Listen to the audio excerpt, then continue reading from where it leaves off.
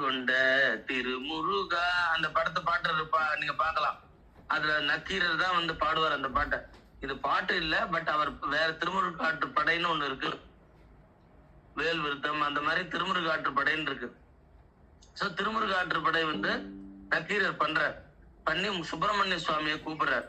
கரெக்டா முருகர் மயில் மீது டக்குன்னு வேகமா ஓடி வந்தார். அப்ப பூதம் வரத்துக்கும் கரெக்டா இருந்தது. பூதத்தை வதம் பண்ணி அத்தனை பேரையும் காப்பாத்துறாரு.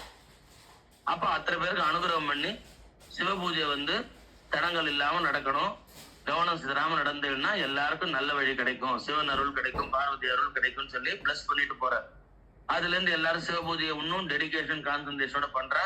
நக்கீரருக்கு எல்லாரும் தேங்க்ஸ் சொல்றா. நீங்க முருகரை அழிச்சது எங்களுக்கு தோணாம போயிடுது, நான் ஓடி வந்து காப்பான் கந்தன் அப்படின்னு தெரியாம போச்சு, நாங்கெல்லாம் அழுதுண்டு புலம்பின்னு இருக்கோம்.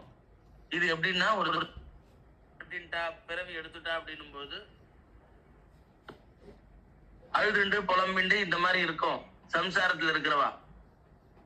அதுல இருந்து மீளறது எப்படின்னா நம்ம மைண்ட வந்து ரொம்ப என்ன சொல்றது உணர்ச்சி வசப்பட்டு அழுதுன்னு இருக்கிற ஒரு பக்கம்னாலும் அதுல இருந்து கொஞ்சம் ரிலாக்ஸ் கொஞ்சம் வந்து சுதாரிச்சுண்டு இறைவன் நாமாவை சொல்லி இறைவனை துதிச்சு பாடினா எந்த ஒரு ஆபத்துல இருந்தும் இறைவன் காப்பாத்துவான் அப்படின்றது தெரிஞ்சுட்டோம்.